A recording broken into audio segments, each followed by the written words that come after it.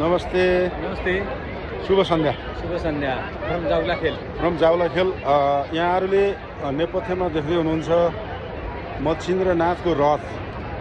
आज मच्छिन्द्रनाथको रथको यहाँ जाउला खेलमा समापन सहित भोटो देखाउने दिन नेपाल सरकारले पनि त्यसै सन्दर्भमा सार्वजनिक विदा उपत्यकामा गरेको छ र यो भोटो जात्राको ऐतिहासिक महत्त्व अहिले मैले बताइनँ, तर पानी वर्षा खेतीपातीसँग सम्बन्धित देउता भनेर मच्छिन्द्रनाथलाई भनिन्छ।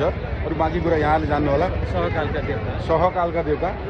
र मेरो साथमा हुनुहुन्छ मित्र गोविन्द पौडेल, हाम्रो अहिले पेन्सनर एसपी साहब, मेरो मर्निङ वाक पार्टनर, छिमेकी, पोखरादेखि काठमाडौँ सबैतिरको साथीभाइ। कस्तो लागेको छ सर? ठिक छ, राम्रो। सरसँग हालै आउनुभयो बाहिरबाट, मेला पनि लागेको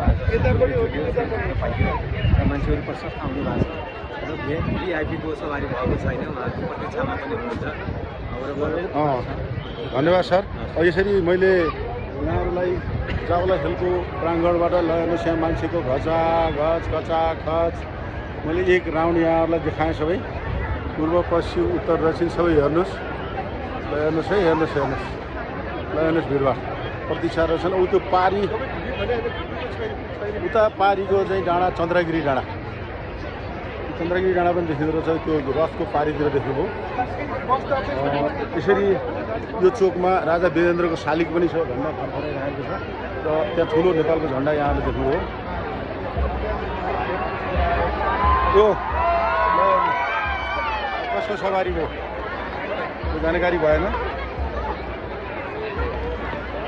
त्यहाँ के भएको भाइ यो अहिले भोटो देखाएको भोटो देखाइरहेको छ र मान्छेको एक्साइटमेन्ट, उत्साह हल्लामा वर्णन भएको छ।